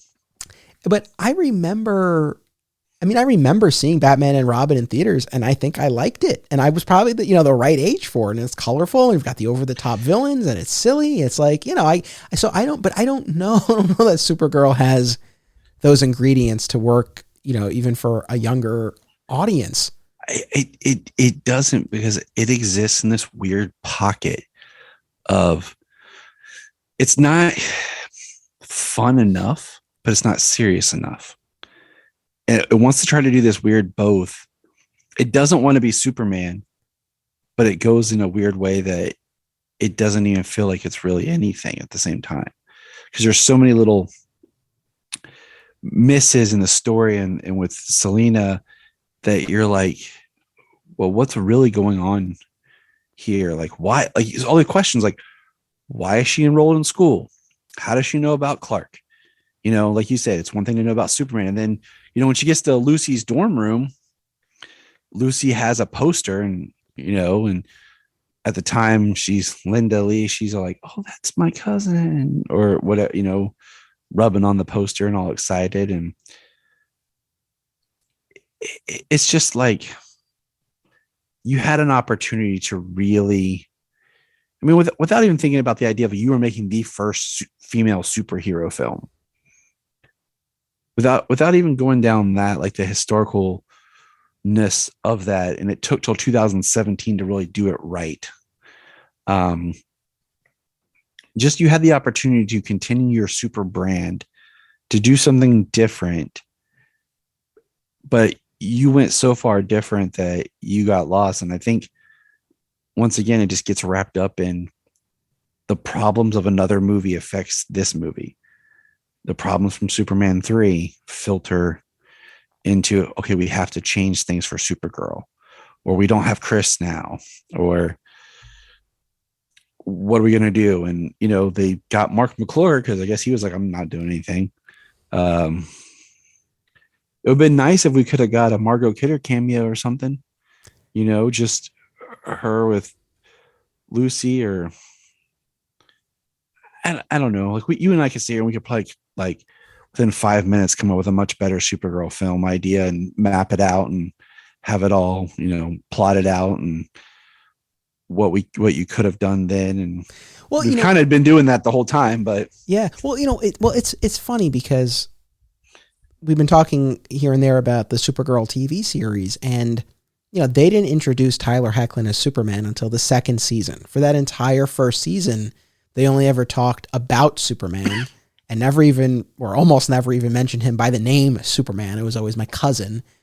And, in the pilot, we got just the quick, shot of him from behind or his boots or whatever it was. Like we never saw, he was always talking about him. And I can appreciate the limitations and I'm sure the frustrations of trying to tell an effective Supergirl story without having access to Superman, because the two go hand in hand. So I'm sympathetic to a point. I think the Supergirl TV show did the best they could in that first season and it worked well enough. And I do think here, if they had simply, and again, not to harp on this, but I think if they had just, I think her home, she should not have had the home to return to. I really think that, like, let's say Christopher Reeve is like, I know no part in this. I still think they could have made something work, because if we see her rocketing to Earth, maybe we reuse the footage from Superman the movie, or maybe she's on Argo, maybe it is a ship, like you said, and they get hit by an asteroid and they rocket her off, right? So we parallel the Superman escape story, and she gets to Earth and she finds out that, her cousin's not there. He's off on this peacekeeping mission, but hey, he is this adult and he doesn't need her the way that she thought she was going to be needed, and her home is gone and she has to fit in. I think it works well enough. And I do genuinely think, like, the scenes of her meeting Lucy, meeting Jimmy, adopting her identity, as, wonky as it was. And yes, those weird, clothes and hair changing powers make no sense, but I feel like that was where, like, the movie worked best. Yes. And it's relative, but it's like, that's where it at least worked best. And, it's like going back to what you were saying at the beginning. Yeah, she is very childlike in the beginning, but, I felt like that captured this sense of wonder, right, on being on a new world. And, with those, the attackers at the beginning. Yeah, it's unfortunate those were the first people she encountered, but it's like I felt like, it showed that childlike wonder initially, but there's that toughness there, and she, like, immediately defends herself. So, like, I feel like there were enough ingredients there that with a better setup, this would have worked vastly better. And it could have still worked without Superman, even though, yes, a Superman cameo at the beginning, the end, both, anything, would have really helped solidify it all, but they still could have made it work. I agree. Honestly, it would have been interesting because, like you said, when she enrolls in this, like when she comes out as Supergirl, you have some really good things. And when she gets in the school, like, it really feels like that's where the movie really works. And the opening of her on Argo, I think that's that's the weakest. The Argo stuff, and then at the end where she's going back to Argo is, like, really weird and kind of weak. I'm very surprised they didn't do something of her flying by the Earth and winking, like, it's very hard to kind of not think in a modern filmmaking mindset. Trying to think, and honestly, I think back to, the original OGs of the connective universe is the Universal Studios monster movies. Back in the 30s and 40s, they're the first ones that, started, hey, we have Dracula, Frankenstein, Wolfman. They put Wolfman and Frankenstein in a movie together. Then they did I think it was a House of Frankenstein. I always flip them. One of those, House of Dracula or House of Frankenstein, where they put them all together. And then, of course, there's the classic Bud Abbott and Lou Costello, where they have Frankenstein, Wolfman, and Dracula all in there. And they made this, like, universe that actually, if you look at it, some of the characters don't make sense, but the Wolfman story actually has a nice through line. So, there's your original universe building idea. And I think about, okay, how they made movies then. That's compared to how would you connect the idea of, building these characters together. And so it wasn't a relatively new concept, is what I'm trying to get at. Like, it wasn't like, Supergirl was the first one, like, I'm going to spin this movie out of this movie or whatever. It had been done before. But it just seems like when they did this, it was like, what were they thinking? Because it's so drastically different. Some of the stuff makes no sense. I even understand look at Superman 4. Okay, if you want to talk low budget.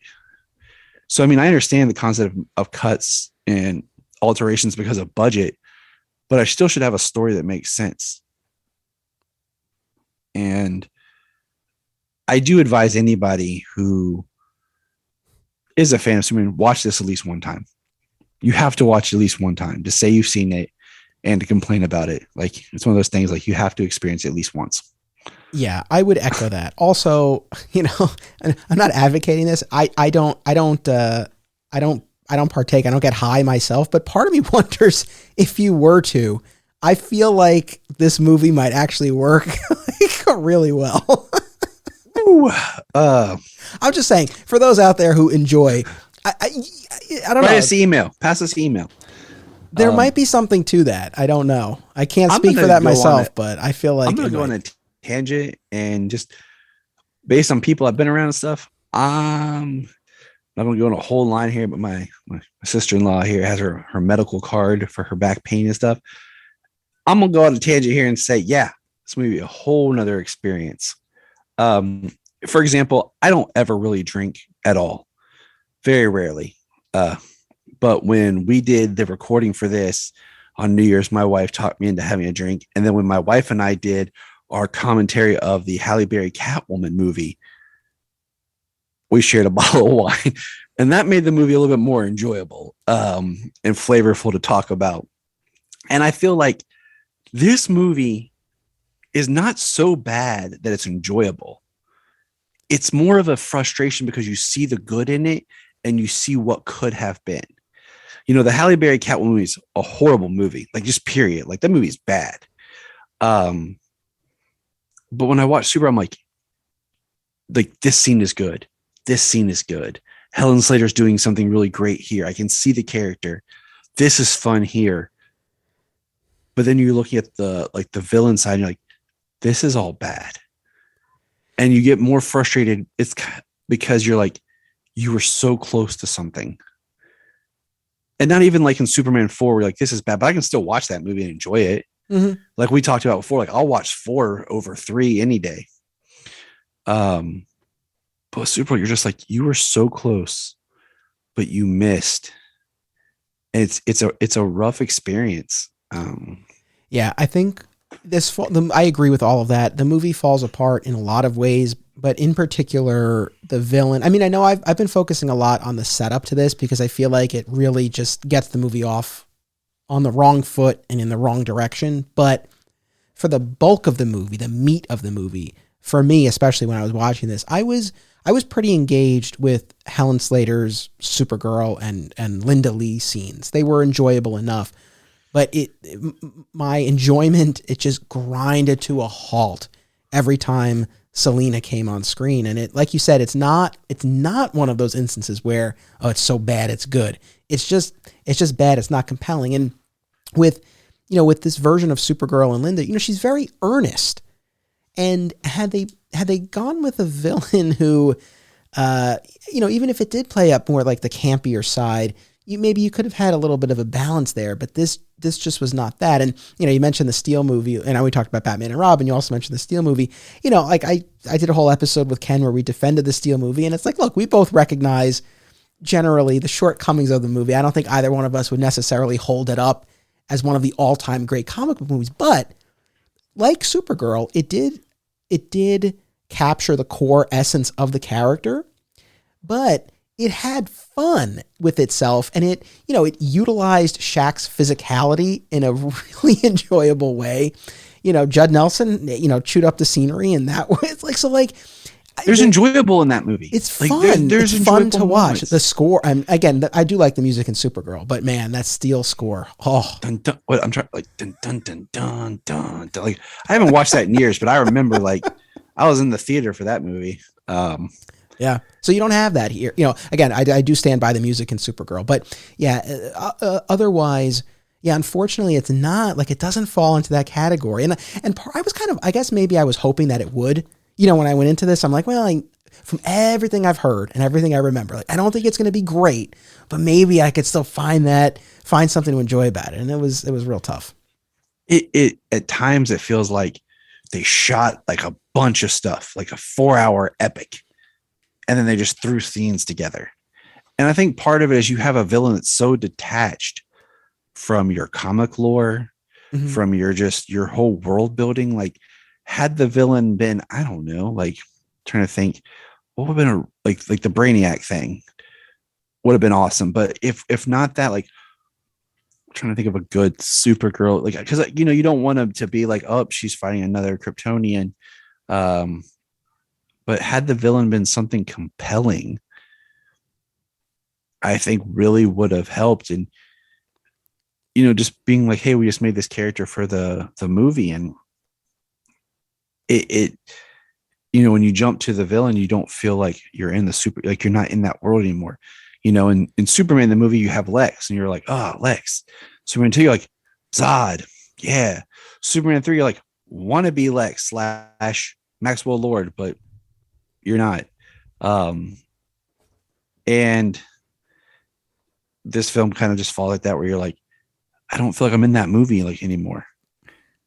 And there's so many scenes of like Selene in her lair. What exactly is she doing? What exactly is her powers? What exactly is her sidekick doing? Why is she here? She's just she's like Otis and Tessmacher rolled into one character.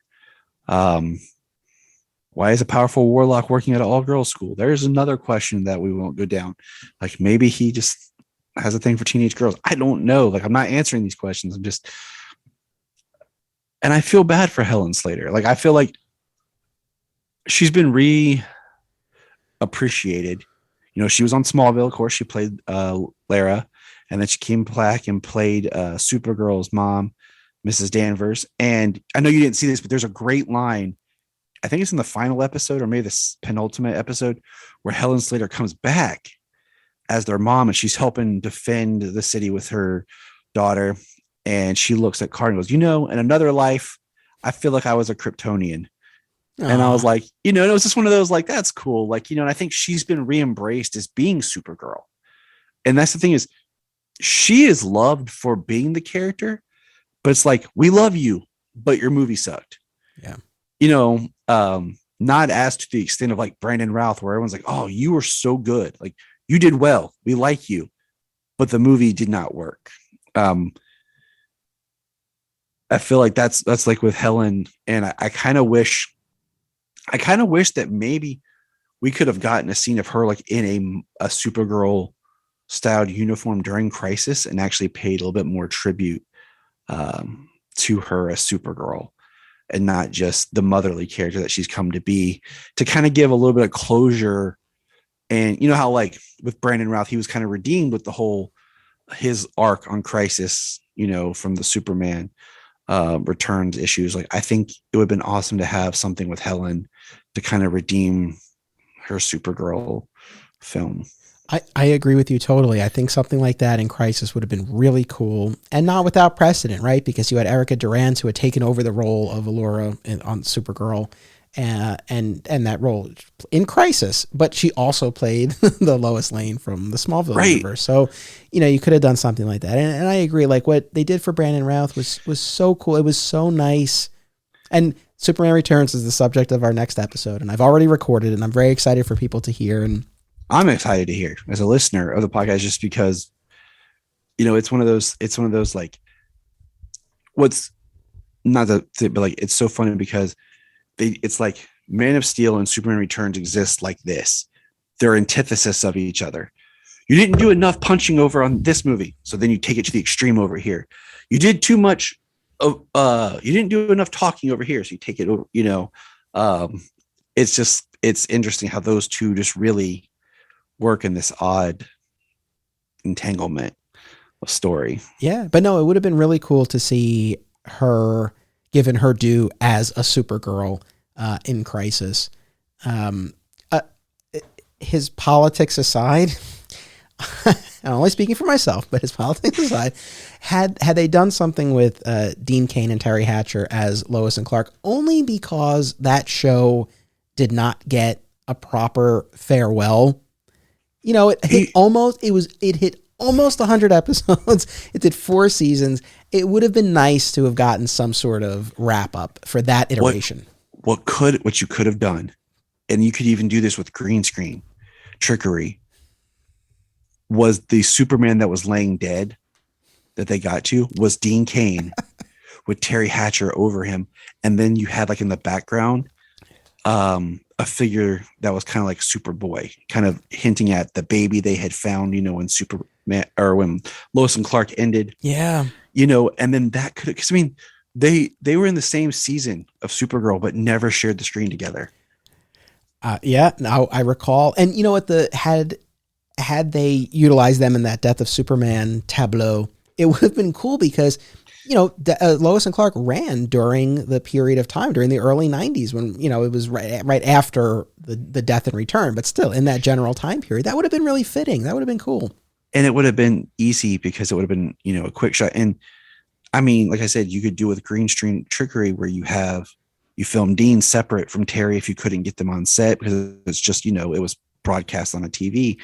And that would have been a really awesome tribute to them and to that version of those characters. And yeah, I mean, we've talked a lot about the film and we could keep harking on it, but I mean, we've hit the high points. I think it's an interesting experience. And I mean, it does earn its place in this conversation because it's at the breaking point. Superman 3 is that argument point where you have a film where it's like, man, Chris is really great in this, but what is all this over here? And then they do Supergirl and it kind of fits that same where like Helen's doing some cool stuff, but what is all this over here? And then you can just see where we're going down. And then we get Superman 4 that just comes in. It's like, this is the nail in the coffin for all of this. We didn't get another Supergirl and that was it. It was like the character didn't get its due. And now we're supposed to get this new version in the Flash movie that I guess it exists. There's film, it's supposed to come out still a year away. I don't know if you've heard about this movie, supposedly The Flash with a new Supergirl in it. I don't know. Yeah, no, I have. I've seen the photos. It, as of this recording, it was recently delayed and news broke of the lead actor's arrest and personal issues. So, and this movie had already been delayed even before this business. So, I'll believe it when I see it, I guess. We'll see if it actually hits the release date that is planned. But yeah, I do know that they are planning to introduce a new cinematic Supergirl. I've seen the photos. Yeah, I don't know. I mean, I try to go into all of this stuff with an open mind and I hope it's good. And, the state of DC's movies and their plans or lack thereof is really its own conversation. But I will say this idea of them tapping into the multiverse, I do feel very much that this is born more out of desperation, that they're just trying to sort of have a way to be like, well, we could just have whatever we want and not have to worry about building out a universe the way Marvel has. All that being said, if it opens the door and, I know people might think, oh, he's being tongue in cheek. No, but it's like, if we could see Shaq as Steel one more time, I would be happy. Or Helent Slater as Supergirl. Cause yeah, I mean, there are definitely these instances where you had actors who, and with Helent Slater in particular, or Brandon Routh in Superman Returns, it's like, they were better than the movies around them, and so that's why I was so happy for Brandon Routh. I don't know the man, but he was the one I haven't got to have a chance to meet, like that I really want to meet. So I've heard he's just a really great guy. I mean, it seems that way from interviews and things like that. And he's spoken on Michael Rosenbaum's podcast about everything he went through when the Superman sequels fell through and all of that. And, he was on a certain path, right? And I'm sure there was a ton of stuff that was promised to him and a ton of stuff that he figured was coming his way being Superman. And, went in a different direction. And he ended up carving out a nice career for himself, largely, in television, but he, found his lane. But yeah, to see him suit up as Superman again and as his version, but in a different capacity as the Kingdom Come iteration, and to be so well received, I think that was beautiful. Yes. To be able to be him, not having forced as much to be Chris. Yes.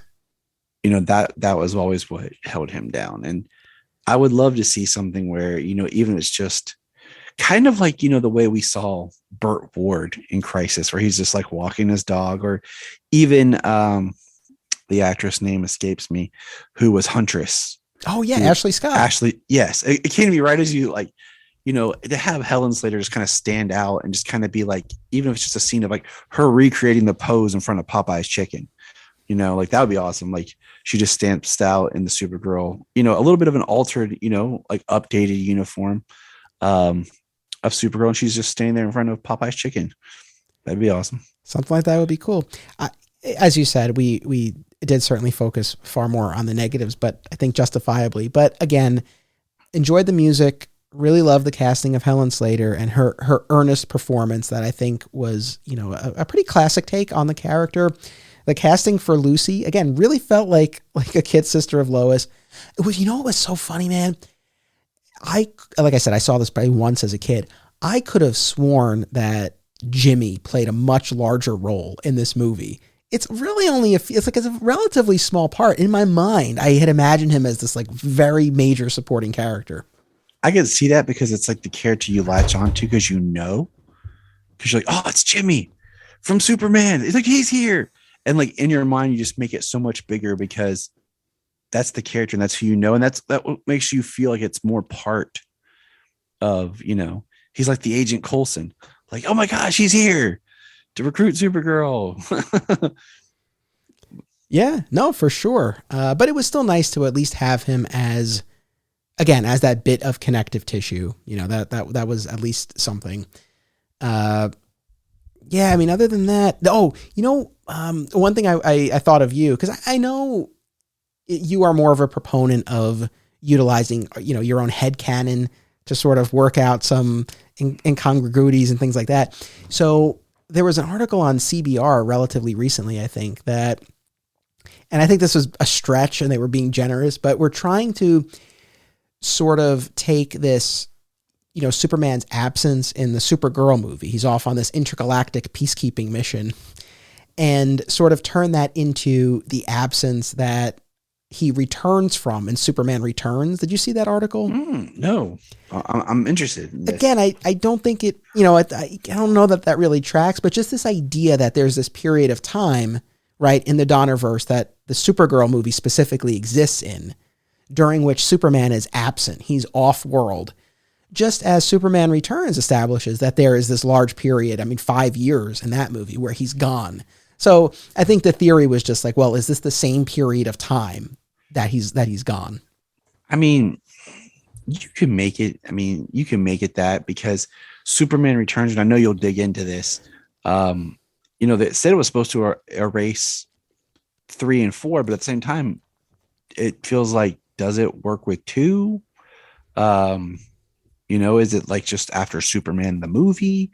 But then, it's supposed to be this connective piece to that universe, but at the same time, you have modern tech and it exists. Like I told you before, in my head canon, the world where Superman Returns lives is the same world where Green Lantern is. They're off together. Him and Ryan Reynolds are off fighting space together, protecting the galaxy, because I don't want to leave him out with all by himself. So he's got Green Lantern with him in their own pocket universe.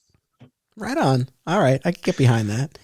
Actually one other positive. So in the big climax, the big battle with Selena after Supergirl returns from the Phantom Zone, I do want to jump back to that for 1 second in a minute, but there was a moment where Supergirl was like against the ropes there. And it looked like my fear was that Ethan was going to be the one to rescue her. And I forget specifically how this played out, but she saved herself. And I was very happy to see that. And again, look, we're going back decades now. So had it played out differently where the hunky gardener saved the day, I wouldn't have been shocked, but I'm glad they didn't go in that direction. So it's like, for all of the flaws, again, I think when you really get down to the very, very core essence of the character, that was there. It was just, as we've been saying, like everything else around her was not up to the task. Yeah. It's like she was in a movie and there was another movie going on around her, and she was trying to do her best to be a part of that movie. So, yeah. And then finally, just with the Phantom Zone, we talked about it before. So, I guess I sort of give my take on it, where I have these mixed feelings about it. But for you, like you were happy to see it and you were pleased with the way they realized it. I always agree with what you said originally.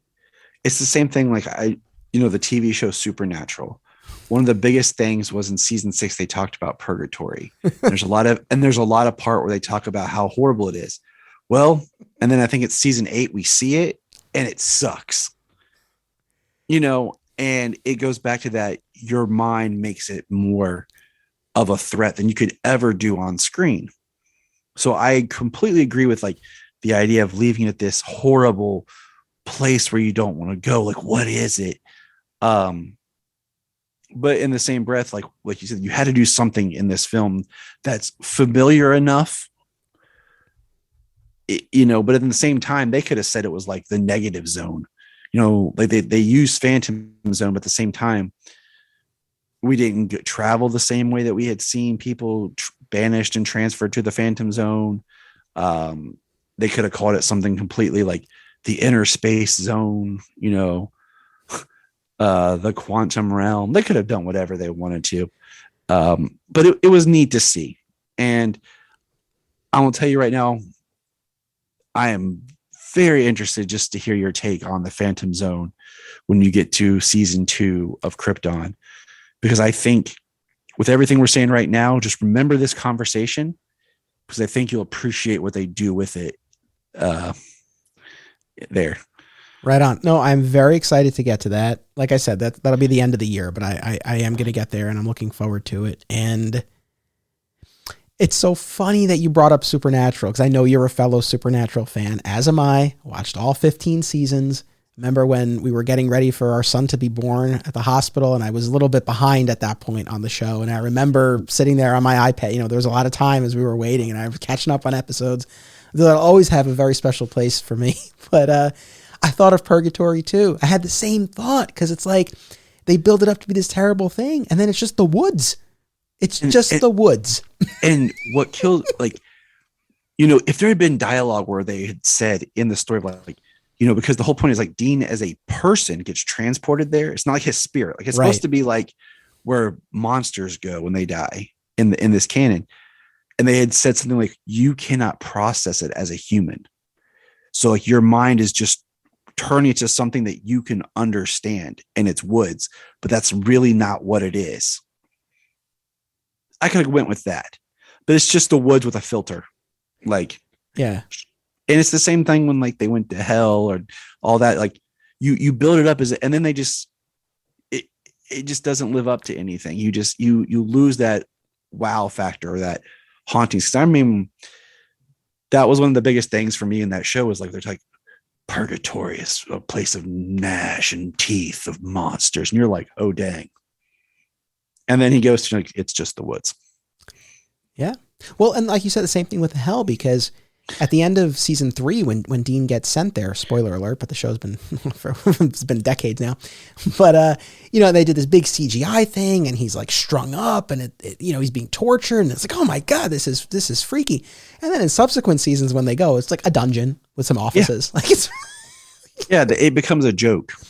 And you're like, you completely killed that tension that you created. And you run the risk of that. And hey, let me ask you this real quick. What do you think about Misha Collins being cast as Harvey Dent for the Gotham Knights show? Yeah, I like that. I dig that casting. Yeah, I was happy to see that. As the fact that, I saw him play various versions of casts in the show and looking at his acting. And then the fact that Harvey Dent's my favorite Batman villain. I'm really excited to see what he does. Like, I'm now excited for that show because of that. Yeah, as am I. No, I agree with you. And, well, the last thing about the Phantom Zone, and look, I've said the same thing about Doomsday, too, on the show, where there's a big part of me that's like, man, if Doomsday just came out of nowhere, fought Superman to the death, was then hurtled off into space, and we never heard from him again, and we never learned where he came from, it's like, man, that's so badass and scary and epic. Same thing with the Phantom Zone. Like, if it's just this pane of glass and you're like, what is going on in there? It leaves a lot to the imagination. But I do recognize when we're talking about these mythologies in comics and in film and TV, creators always have to continue to like peel back those layers and keep digging in. And so I understand that we're going to get those origin stories, and we're going to get new levels to those origin stories and backstories, and we're going to go to these other places. So it's like, I get it. Because we always ask the question of what and why. And eventually that story's going to be told because it's going to sell. And I'm going to throw this out to you real quick. You probably haven't got it to your reading. But if they wanted to do Doomsday on Superman and Lois, I think they need to do Super Doomed. That was one of the storylines I thought was really unique. I haven't reread all of it, so I can't remember all the points. But the idea that Doomsday becomes like a virus that infects Superman and starts turning him into Doomsday, that's the way I think to introduce the Doomsday concept into that show than just being the standard Doomsday. I think that'd be a really unique.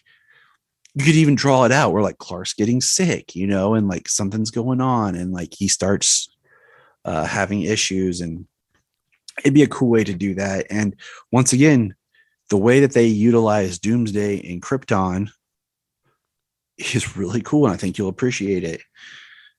Yeah, no, and the fact that the actor that plays the Kryptonian that becomes Doomsday was in Supergirl in the latter seasons. So there's like a ton of jokes that I made about him turning into Doomsday in Supergirl. That was the big twist at the end. That's what I kept holding out for, was he was all of a sudden just going to, and it never happened. So. Gotcha. Interesting. Well, and I don't know whether it's a positive or not, I guess is debatable, but this visual language of the Phantom Zone as desert and caves, I know there was a little bit more involved, but that was sort of the bedrock of it. We did get to see that in Supergirl and Smallville. So again, maybe some like it and some don't, but I guess in large part it stems back to that, right? I mean, certainly in live action, we hadn't seen other depictions of it.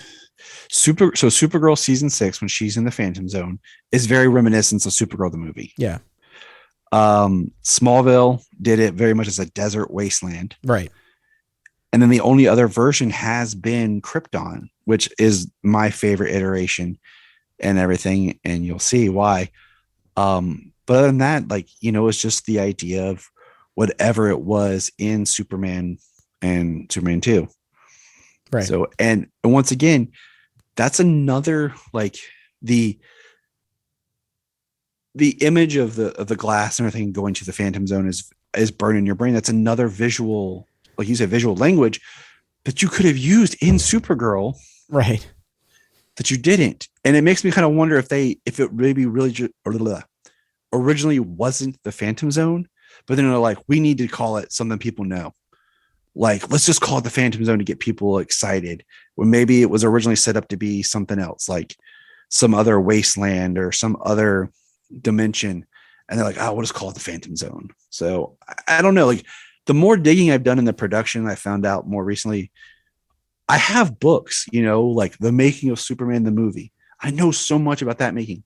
I'm curious. I want to know the making of Supergirl, the movie, because I want to know more about these changes that they made in the script and on filming and corners they cut and things in the story that got, I'm even curious to go track down the VHS to watch that 120, what is it? The 120 minute 105 minute cut. 105 minute, cut, and see what is it? Because maybe it is a tighter movie that makes more sense because they cut out a lot of the stuff that wasn't working.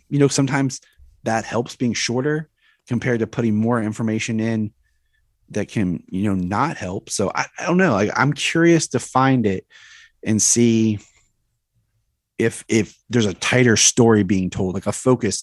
Because I feel like if you zoomed in and just told Kara's story and really put the Zelina stuff on the back, even though it might not make sense, I think it'd be a stronger story in movie. I agree. And like I said, I mean, it's funny. I mean, I guess the version that I would have seen in the late 80s or early 90s on home video or on TV, I guess would have been, which cut would it have been? The 100? It probably would have been the 100.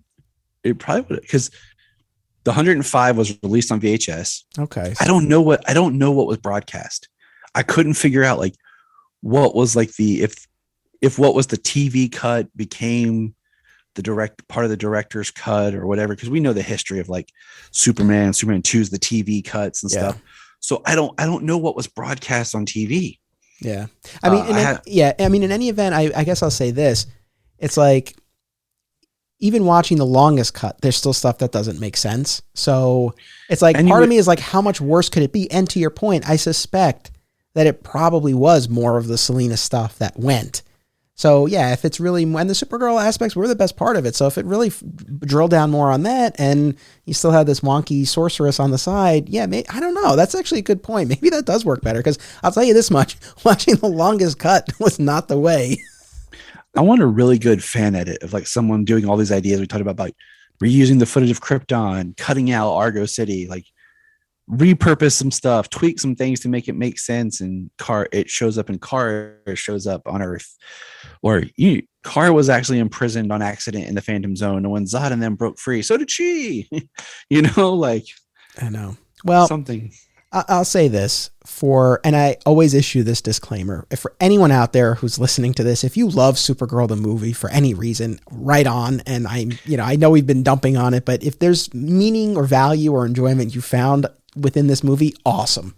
And I can understand if you grew up like watching it, much like I have a love for Superman 4 because I saw it so much on TV, and there's that nostalgia factor, and that was what brought you into the world.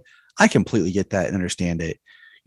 It's one of those things like we're looking at it from the eyes of just a story and a filmmaking where there's questionable things being done. And I'm not hating on anyone if they say, hey, I love it. Great, cool. You're getting something out of it that I can't, or I didn't. But, I'm experiencing it here now as a man in my 30s, compared to experience it when I was younger, when, you just absorb it and love it for what it is. And you don't think about all the behind the scenes or learn about all the alterations that were made and stuff like that, all the baggage that comes with it. So if you love it, great. I would love to hear you talk about it. You can even come on my podcast and we'll talk about it, and you can tell me why you love it. That'd be awesome. Yeah, there you go. And where can people find your podcast, by the way? Plug your stuff, my friend. KRYPTON Report is the all things, Superman Kryptonian podcast. We talk Supergirl, Superman, and, DC in general. You can find us on Twitter, Facebook, Instagram. We post all the time, and it's a good time. And I mean, I say this not lightly. Like, if you want to, anyone who's interested in podcasting who wants to come on and talk, shoot us a message on Twitter. Our email is kryptonreportpod@gmail.com. We've had a couple of guests this year so far, with just people that's mentioned that they've always wanted to kind of be on a podcast and never done it. And I'm like, come on, let's do it. That's how you learn. And that's what this is about, is building community and talking to people with similar interests. If I didn't have Anthony here to talk to, I'd be talking to my wife, and she only takes so much of it before she's like, Tyler, stop. I've heard enough. I love her. She loves me. She'll talk about it, but I know that she's glad that I have these other people to talk to. I suspect my wife feels the same way. She's upstairs. She's by the door right now. Like, yeah, it's like and we do talk about a lot of this stuff, but yeah, I mean, to be able to talk about it in this much depth with someone who has, watched it and has thought about it to this extent is really amazing. So, and that's a very generous offer about, bringing people onto the show. So, I definitely encourage people to check out KRYPTON Report. And, as far as the Supergirl movie, like I said, it was a rough watch, but I am glad for myself that I watched it at least one more time as an adult and really got a sense of what it was all about. And, look, its place within the Donnerverse is tenuous. Unique. Sure. We'll go with that.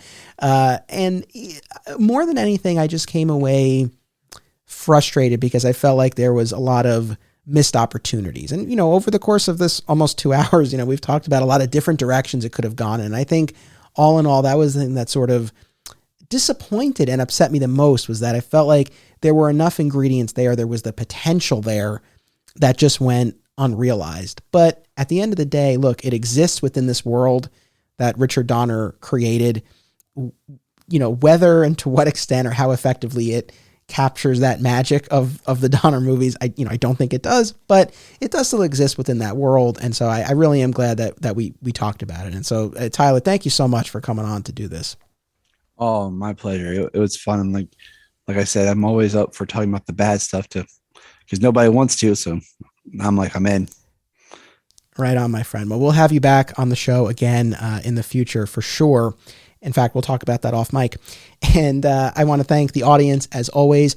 And just to reiterate, Tyler and I did a whole episode on Superman 3 and Superman 4, again, in the context of that fan edit called Superman Redeemed, which edited the two movies together, the best of both movies. So if anyone's like, hey, you're doing this Donnerverse event, where's Superman 3, where's Superman 4? That period of the Superman mythology, we did cover that in an episode last year. So if you haven't checked it out, I encourage you to. It's a really, really fun one. Very interesting. We got a lot of great feedback on that. So I hope people would check that one out. I did. Very good. Good. No, that's great. So again, thank you, Tyler. Thank you, audience. Make sure that you come back in 1 week. It's the grand finale of our 5-part Donnerverse event. Sweet Bernie Gersmeyer is back, and he and I talk all about Superman Returns. It's a very fitting finale to this 5-part event, so I hope you'll join us. And until then, as always, remember, it's about what you do. It's about action. One action I hope you will take is to consider joining my Patreon community. My new spin-off podcast, Digging for Justice, a DC movie fan journey, is coming soon exclusively on my Patreon, starting at the $1 level. Many more rewards are available too, including a robust catalog of bonus podcasts. Thank you to all patrons for enabling me to produce this show.